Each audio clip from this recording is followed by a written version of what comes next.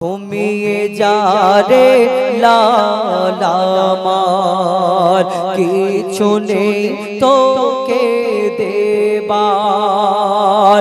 এ ফাতেমা আজ বেগানা, এক দানা নেই ঘরে খাবার।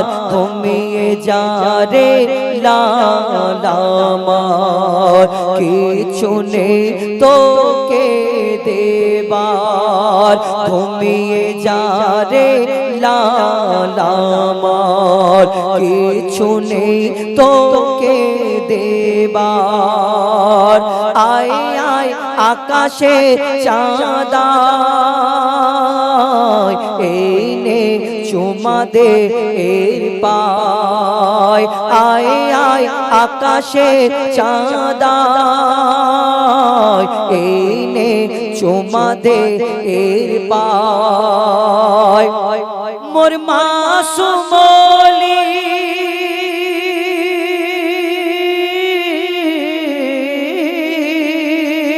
মোর মাসুম মলি জানের কোলি, তুই এলি বাপ রোজার মাসে। একটু দুধ খারে শুধু মধু নিয়ে দেখে আসে। ওরে হুর মালিকা, ওরে হুর মালিকা, তোরা ফিরে যা, রেখেছে রোজা লালামার। ঘুমিয়ে যা রে লালামার, কিছু নেই তোকে দেবার। ঘুমিয়ে যা রে লালামার, কিছু নেই তোকে দেবার। বললাম উনি গজলের সম্রাট, গজলের বাদশাহ, আর আমি গজলের ভিখারি। ওনার গজল গাওয়া তো অসম্ভব ব্যাপার। আর যেহেতু আজকে আমার গলায় পোকা পড়ার পরে এত কষ্ট হচ্ছে গাইতে, যে আমি কি করে গাচ্ছি সেটা আমি জানি। আমরা সুনায়ে আপকে होते हुए हाल दिल किसको सुनाए। आपके होते हुए हाल दिल किसको सुनाए। आपके होते हुए, এই গজলটা আমি জানি, বুঝতে পারি। যাই হোক, আমরা অন্য একটা উর্দু গজল বলে আপনাদের কাছ থেকে বিদায় নেব ইনশাল্লাহ, চেষ্টা করব। ইয়া শাহিদে কারবালা, আমরা হামদে বারি তালা দিয়ে শুরু করি এবং কারবালা দিয়ে শেষ করি। এই গজল দিয়ে আমরা আপনাদের কাছ থেকে বিদায় নেব। লিখছে দেখুন, ইয়া শাহিদে কারবালা,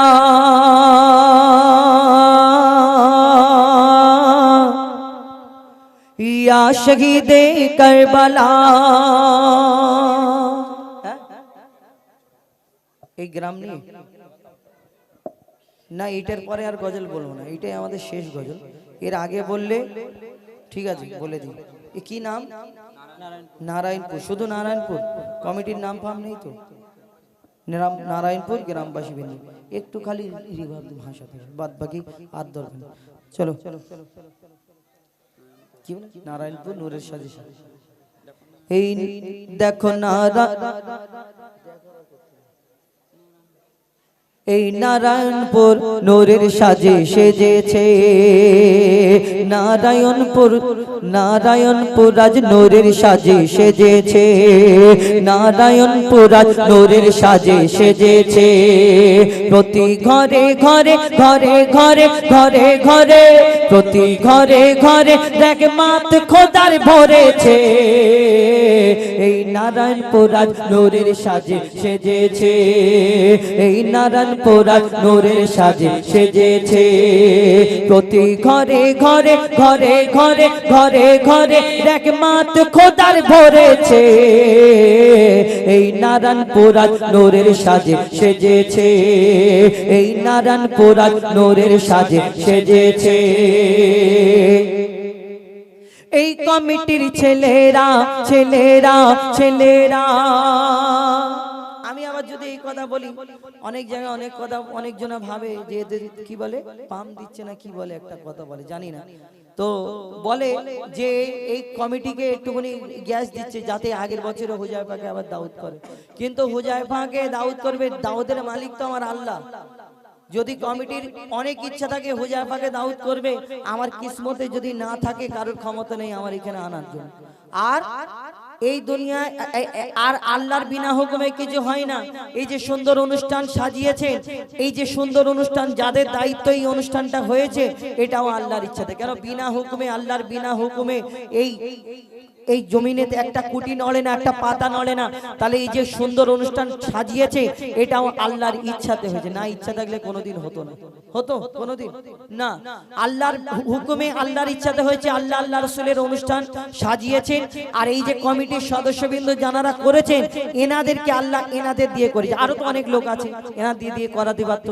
তো আমি যদি বলি হয়তো অনেকজন আমাকে খারাপ ভাববে, গ্রামবাসী বৃন্দ সহযোগিতায়, কিন্তু এনাদের পরিচালনায়। কেন একটা অনুষ্ঠান চালাতে গেলে কত কি কথা সহ্য করতে হয়।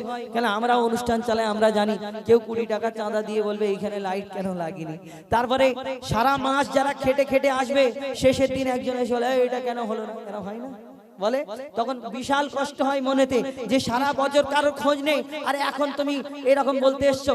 কিন্তু যখন অনুষ্ঠানটা ভালো হয় তখন মনে হয় না এই ঠিক আছে, যে যা পারে বলুক, এই দিক থেকে শুনি ওই দিক থেকে বের করে আবার করবো আগের বছরে। তো এই কমিটির সদস্যবৃন্দ যারা এই নিয়ে বলছে, দেখো এই কমিটির ছেলেরা ছেলেরা ছেলেরা ও এই কমিটির দাদারা সত্যি নবীর দিবানা, এই কমিটির সদস্যরা সত্যি নবীর দিবানা। নবীকে যারা ভালোবাসে আল্লাহ তাদের ভোলে না, নবীকে যারা ভালোবাসে আল্লাহ তাদের ভোলে না। এরা সচ্চা মুসলমান মুসলমান মুসলমান, ওগো এরা সচ্চা মুসলমান, আল্লাহ এদের মেহেরবান। বালা বিপদ সরে যাবে করলে নবীর গুণগান, বালা বিপদ সরে যাবে করলে নবীর গুণগান, বালা বিপদ সরে যাবে করলে খোদার গুণগান। এই পাড়ার উপর, এই নারায়ণপুরের উপর, এই কমিটির উপর খোদার মাদাদ রয়েছে। এই নারায়ণপুর নূরের সাজে সেজেছে, এই নারায়ণপুর নূরের সাজে সেজেছে। প্রতি ঘরে ঘরে ঘরে ঘরে ঘরে ঘরে, প্রতি ঘরে ঘরে রহমত খোদার ভরেছে।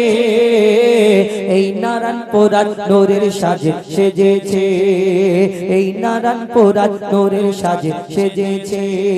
প্রতি ঘরে ঘরে অনেক কুটুম এসেছে। আসে না কুটুম আপনাদের?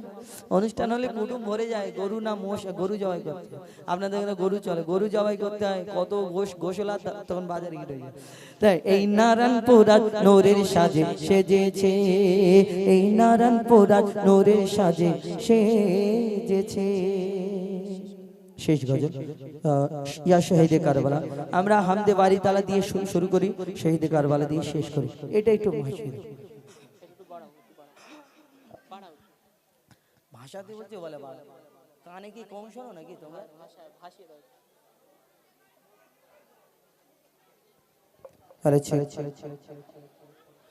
ইয়া শহীদে কারবালা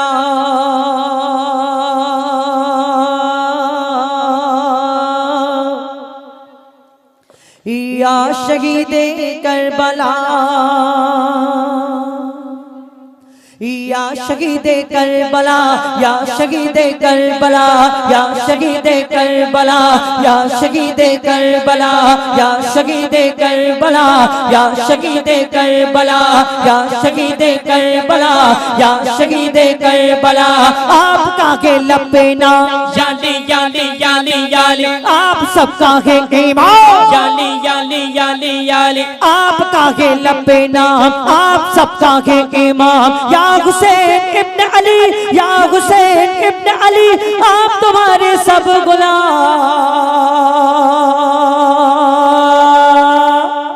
या शहीदे करबला या शहीद करबला या शहीद करबला करबला या शहीद करबला या शहीद करबला या शहीद करबला या शहीद करबला या शहीद करबला सर कटाया आपने याली याली याली याली सर लुटाया आपने याली याली याली याली सर कटाया आपने घर लुटाया आपने करबला के गोद में करबला के गोद में खून बहाया आपने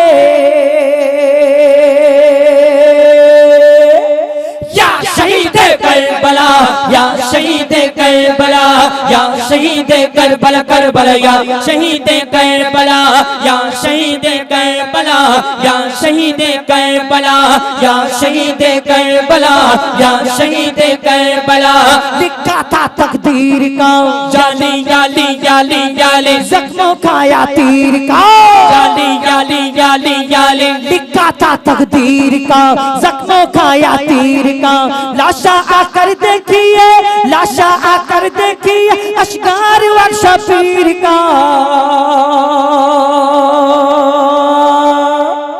या शहीद करबला या शहीद करबला या शहीद करबला करबला या शहीद करबला या शहीद करबला या शहीद करबला या शहीद करबला या शहीद करबला या शहीद करबला या शहीद करबला या शहीद करबला या शहीद करबला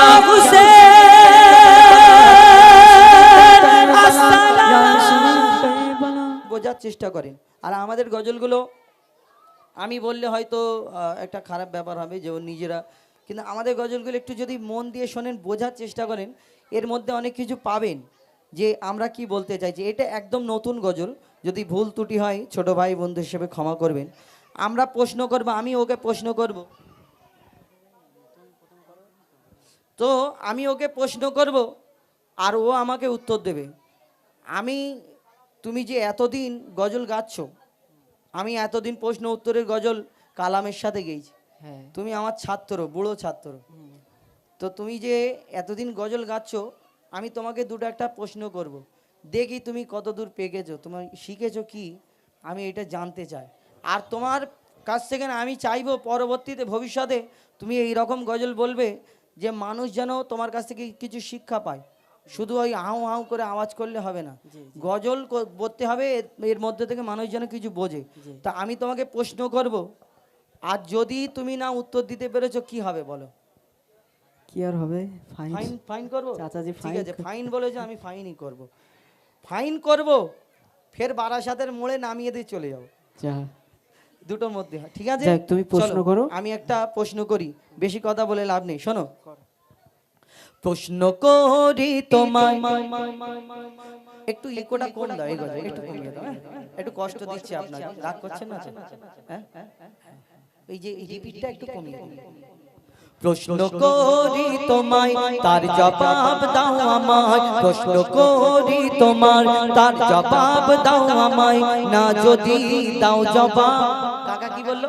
ফাইন করবে, না যদি দাও জবাব করব ফাইন তোমায়, না যদি দাও জবাব করব ফাইন তোমায়। প্রশ্ন করি তোমায়, তার জবাব দাও আমায়, প্রশ্ন করি তোমায়, তার জবাব দাও আমায়, না যদি দাও জবাব করব ফাইন তোমায়, না যদি দাও জবাব করব ফাইন তোমার। করি প্রশ্ন, প্রশ্ন করো। আচ্ছা, আমরা যে মসজিদে নামাজ পড়তে যাই, এশার সময় নামাজ হলো, অনেকজন পড়েছে অনেকজন পড়েনি। এই যে প্রত্যেকদিন 5 ওয়াক্ত যে নামাজ হয়, নামাজটা কিরকম হয়? নামাজটা কিরকম হয়? নামাজ নিয়ত করতে হয়, রুকু সিজদা করতে হবে, তারপর নামাজ, তারপর বৈঠক করতে হবে, তারপর সালাম ফিরবে। আচ্ছা, সব নামাজে তাহাজ্জুদ নামাজ বলো, ফরজ, সুন্নাত, ওয়াজিব, নফল, যা কিছু নামাজ আছে, সব নামাজে যদি নামাজ পড়াতে এই রকম নিয়ত করে, নিয়ত বাঁধার পরে সূরা ফাতিহা পড়ে, একটা সূরা পড়ে, তারপর রুকু করে, সিজদা করে, তারপর বৈঠকে বসে, তারপর সালাম ফিরতে হয়, তাহলে একটা নামাজ আছে দুনিয়াতে জানাজার নামাজ, এটাও নামাজ তো। তাহলে এই জানাজার নামাজে রুকু সিজদা কেন করা হয়? জানাজার নামাজ আমরা যখন করি তখন আমরা সব নামাজে রুকু সিজদা করি, কিন্তু জানাজার নামাজ আল্লাহু আকবার বলে নিয়ত করে দোয়া পড়ে আসসালামু আলাইকুম সালাম দিই। তাহলে বলো, প্রশ্নটা করি ভালো করে শোনো। বলো। জানাজা রুকু আর সিজদা ওই কেন নাই? জানাজায় রুকু আর সিজদা ওই কেন নাই? উত্তর কেমন দাও তুমি দেখতে আজ আমি চাই। জানাজার রুকু আর সিজদা ওই কেন নাই? উত্তর কেমন দাও তুমি দেখতে আজ আমি চাই। উত্তর যদি না পারো, উত্তর যদি না পারো বুঝবো তুমি বেকার। যদি না পারো, উত্তর যদি না পারো বুঝবো তুমি বেকার। না যদি দাও জবাব করব ফাইন তোমায়, না যদি দাও জবাব করব ফাইন তোমায়। ওস্তাদ, তুমি যে প্রশ্নটা করলে সত্যি ভাববার বিষয়, কারণ আমরা 5 ওয়াক্তের নামাজ পড়ি, সুন্নাত, নফল, ওয়াজিব যাই নামাজ পড়ি না কেন রুকু সিজদার দরকার আছে, কিন্তু জানাজার নামাজে নেই কেন? ওস্তাদ 8 বছর তোমার সাথে আছি। 8 বছর? হ্যাঁ 8 বছর। 8 বছরে কম বেশি পশ্চিম বাংলার কোনায় কোনায় এবং আমাদের স্টেটের বাইরে এবং দেশের বাইরে বাংলাদেশ পর্যন্ত তোমার সাথে গিয়েছি, কম বেশি তো শিখেছি। আরে এই উত্তরটা দিতে পারবো? উত্তরটা শোনো, বলবো নাকি? এবং আপনারাও শুনে নিন। কি কজি এ পারবে? এ পারবে মনে হয়? হ্যাঁ দেখো আমার প্রতি ভরসা। তোরা কার দিকে? আমার দিকে না এর দিকে? ওই আমি পয়সা দিচ্ছি আর ওর দিকে মানে? টাকা দিচ্ছি আমি আর ওর দিকে কেন? না, আমি তাকবীর দেব, দেখি আওয়াজে না রে তাকবীর, আর এ তাকবীর দেব আস্তে। এবার জোরে দেবে না রে তাকবীর। আমি জিতে গেছি। আচ্ছা ঠিক আছে, উত্তরটা শোনো, মন দিয়ে শোনো ওস্তাদ। মাইয়া তেরি সামনে সিজদা যদি করা হয়, যদি মাইয়াতকে সামনে রেখে সিজদা করা হয় কি হয় শোনো। মাইয়া তেরি সামনে সিজদা যদি করা হয়, সেই মাইয়া তেরি সাথে খোদার শিরক হয়ে যায়। বুঝতে পারছো তো? ভালো করে শোনো। মাইয়া তেরি সামনে সিজদা যদি করা হয়, সেই মাইয়া তেরি সাথে আল্লাহর শিরক হয়ে যায়। রুকু ও সিজদার আল্লাহ শুধু হকদার, রুকু ও সিজদার আল্লাহ শুধু হকদার। দিলাম জবাব তোমার, দাও ফাইন আজ আমার। কি শখ, আমার কাছে ফাইন নেই। আচ্ছা ঠিক আছে, কি করব? আচ্ছা ঠিক আছে, তোমাকে দিলে। দেখো আমি জিতে গেলাম। আচ্ছা এইবারে বলো। আচ্ছা শোনো, এটা ভালোবেসে দিলেন, এবারে তোমার কিছু বলার আছে? হ্যাঁ আমার তো বলার আছে। তুমি যখন এত মানুষের সামনে আমাকে প্রশ্ন করেছো, একটা উত্তর দিলাম। এখন আমি একটা ছাত্র হিসেবে তোমাকে প্রশ্ন করতে পারি? হ্যাঁ করো না, হ্যাঁ কোনো পারবে? যেন মানুষ শরিয়াত মোতাবেক যেন মানুষ বুঝতে পারে, এর থেকে কিছু শিক্ষা হয়। উল্টো পাল্টা প্রশ্ন করলে দেবো? উল্টো পাল্টা প্রশ্ন করবো না। প্রশ্নটা মন দিয়ে শুনবে। হ্যাঁ আমরা সকলে জানি যে 4 পেজে সুরে বল। শোনো প্রশ্নটা মন দিয়ে শোনো। দুম্বা ছাগল উঠ গরু, দুম্বা ছাগল উঠ গরু ধর্মে হালাল জানে। দুম্বা ছাগল উঠ গরু ধর্মে হালাল জানে। শুকর কেন হয় হারাম, তার জবাব দাও শুনি। ভালো করে প্রশ্নটা শোনো। দুম্বা ছাগল উঠ গরু ধর্মে হালাল জানে। শুকর কেন হয় হারাম, তার জবাব দাও শুনি। সময় দিলাম 2 মিনিট, তার বেশি নয় গো আর। সময় দিলাম 2 মিনিট, তার বেশি নয় গো আর। না দিলে তার জবাব করব ফাইন তোমার। তোমার বেলায় আমি সময় দিলাম, তুমি আমাকে 2 মিনিট সময়। ওস্তাদ মানুষ আচ্ছা ঠিক আছে, তুমি বলছো যে গরু, দুম্বা, ছাগল, উট, ভেড়া এগুলো হালাল। হ্যাঁ শরিয়াতে হালাল। হ্যাঁ শুকর মানে শুয়োর যাকে বলা হয়, এই শুয়োর 4 পেয়ে জন্তুর এও, আর ওগুলো 4 পেয়ে জন্তু, ওইগুলো হালাল, আর এটা কেন হারাম? তাই তো? তাও তো কথাটা ঠিক। ও বি 4 পেয়ে জন্তুর, এ বি 4 পেয়ে জন্তুর, ওরও গোশ আছে এরও গোশ আছে, সব তো একই ব্যাপার। তাহলে শুনে রাখো, যদি সব ওইগুলো হালাল হয় এটা কেন হারাম? শোনো, বলো। শুকর হলো প্রাণঘাতিক সব রোগের ভান্ডার, শুকর হলো প্রাণঘাতিক সব রোগের ভান্ডার, শুকরের গোস্ততে তৈরি হয় ক্যান্সার। আমার নবী বলেছে যে এইটা খেলে উম্মতের জন্য ক্ষতি, সেইটা আমার উম্মতের জন্য হারাম, তাই না? আমার দয়ার নবী বলেছে, শোনো, শুকর হলো প্রাণঘাতিক সব রোগের ভান্ডার, শুকরের গোস্ততে তৈরি হয় ক্যান্সার, চরিত্রহীন এই পশু এর জোড়া নাই গো আর, চরিত্রহীন এই পশু এর জোড়া নাই গো আর, দিলাম জবাব, দিলাম জবাব, দিলাম জবাব ভাই তোমার, দাও ফাইন গো আমার। শোনো, ফাইন দিতে হবে না, আমি তোমাকে, তুমি আমার ছোট ভাই, আমি তোমাকে ভালোবাসি, দরকার নেই আমার ফাইন। কিন্তু শোনো, এই যে কথাটা আমি বললাম তোমাকে বোঝাতে পেরেছি?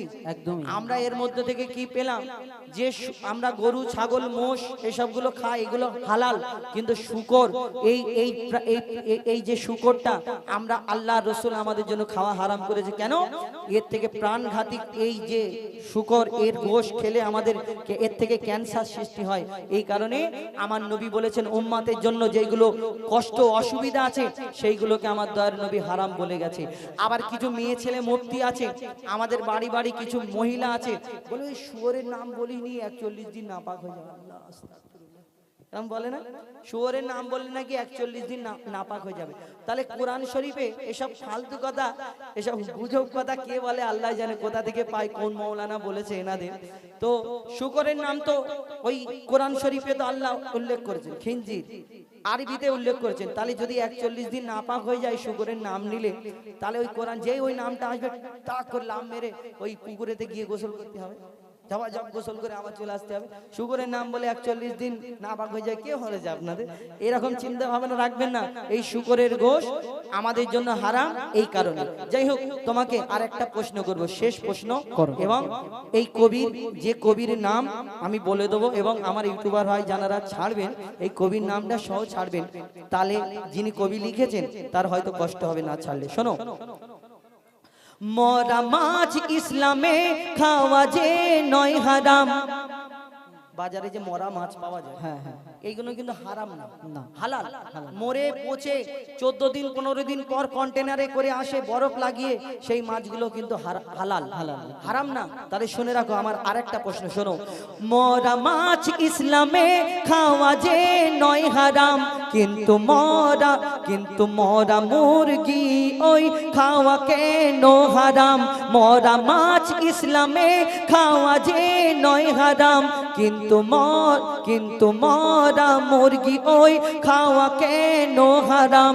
আশা রাখি এর জবাব দেবে সঠিক আমায়, না যদি দাও জবাব করব ফাইন তোমার। মোটামুটি এই প্রশ্নটাও কিন্তু খুব মূল্যবান প্রশ্ন। হ্যাঁ, যে আমরা সকলে মাছ আমরা খাই, হারাম না, খাওয়া যায়। পচা মাছ হলেও আমরা বাচ্চা দিয়ে তাকে রান্না করে খাই, কিন্তু মুরগি মরে যদি যায় সঙ্গে সঙ্গে সেটা আর খাওয়া যাবে না, হারাম না। কিন্তু কেন, যদি মরা মাছ খাওয়া যায়, মরা মুরগি কেন খাওয়া যাবে না? তো শোনো, তাহলে বলো, বলছি, শোনো। শোনো দাদা, মুরগি ওই যখনই মারা যায়, মুরগি যখন মারা যায় তখন কি হয়? শোনো দাদা, মুরগি ওই যখনই মারা যায়, ওর যত রক্ত ওই গোস্ত সব তখন শুষে নেয়, ওই রক্তে থাকে জীবাণু, গোস্ত দূষিত হয়। কারণ যখন মুরগিটা মরে যায় তখন রক্ত, সারা মাংস, তার গোস্ত সব চুষে নেয়, আর চুষে নেওয়ার পরে সেই গোস্তটা তখন আল্লাহ রসুল রক্তকে হারাম করেছে, তাই মূল্যবান কথাই লিখছেন। শোনো দাদা, মুরগি ওই যখনই মারা যায়, ওর যত রক্ত ওই গোস্ত সব তখনই শুষে নেয়, রক্তে থাকে জীবাণু, গোস্ত দূষিত হয়, যদি জবাই করা হয় রক্ত সব বেরিয়ে যায়, রক্ত পান হয় হারাম, এ যে হুকুম খোদার, রক্ত পান হয় হারাম, এ যে হুকুম খোদার, দিলাম জবাব তোমার, দাও ফাইন আজ আমার। আমি আর প্রশ্ন করব, তুমি সব প্রশ্নের উত্তর দিয়ে দিচ্ছ, তোমাকে ফাইন কোথা থেকে দেবো? যাই হোক, এই গজলটা এই কলিতে এইটা বোঝাতে চাইলো যে একটা মাছ আমরা খেতে পারি, আমাদের জন্য হালাল আছে, কিন্তু মুরগি কেন হারাম? এই মুরগি আমরা হালাল করে খাই, অন্য জনারা দেখবেন ঘাড় মোটকে ওইটা খেয়ে নেয়, কিন্তু আমরা এই যে বিসমিল্লাহ বলে যে জবাই করি, এই রক্তটা যে বেরিয়ে যায়, আর রক্ত পান করা হলো মুসলমানদের জন্য হারাম, আমার দয়ার নবী বলেছেন। আর এই রক্ত যদি না বেরিয়ে যায়, তাহলে মুরগিটা মরে গেলে এই রক্তটা সঙ্গে সঙ্গে সারা শরীরে এই গোশেতে এই রক্তটা শুষে নেয়, আর সেই গোশটা যদি আমরা খাই, সেই রক্তটার সঙ্গে এই গোশের সঙ্গে রক্তটাও আমাদের পেটে যাবে। এই কারণে আমাদের জন্য এই মরা মুরগি আমাদের জন্য খাওয়া হারাম করেছে। এবং এই গজলটি যিনি লিখেছেন কবি বনি আমিন সাহেব, জানার লেখা, একদম এই কথাটা সামনে যিনি ছাড়বেন, এই কথাটা সামনে ছাড়বেন, উনি নাহলে ভাববে যে কবির নামটা হয়তো বলে না। যিনি লিখেছেন পশ্চিমবাংলার বিখ্যাত কবি, আমাদের কবি বনি আমিন সাহেবের লেখা। যাই হোক, এই গজলটা আরো অনেক বড় রয়েছে, আমরা পুরোটা বললাম না, আবার একদম নতুন লেখা হয়েছে, আমরা চেষ্টা করলাম আপনাদের সম্মুখে তুলে ধরার। এবার শেষের দিকে যাব ইনশাআল্লাহ। কটা বাজে গো? হ্যাঁ, এবারে শেষের দিকে যাই নাকি? হ্যাঁ, আর একটা দুটো গজল বলে আপনাদের কাছ থেকে বিদায় নেব ইনশাআল্লাহ। আর আমার মা বোনেরা অনেক কষ্ট করে বসে আছেন, অনেক কষ্ট পাচ্ছেন, আর আমার দাদা ভাইরা অনেক দূর দূরান্তে দাঁড়িয়ে আছেন আর বসে না। আমি জানি এই ব্যাপারটা, আমাদের মাদ্রাসায় জলসা আছে এই জানুয়ারি মাসের কত তারিখ গো?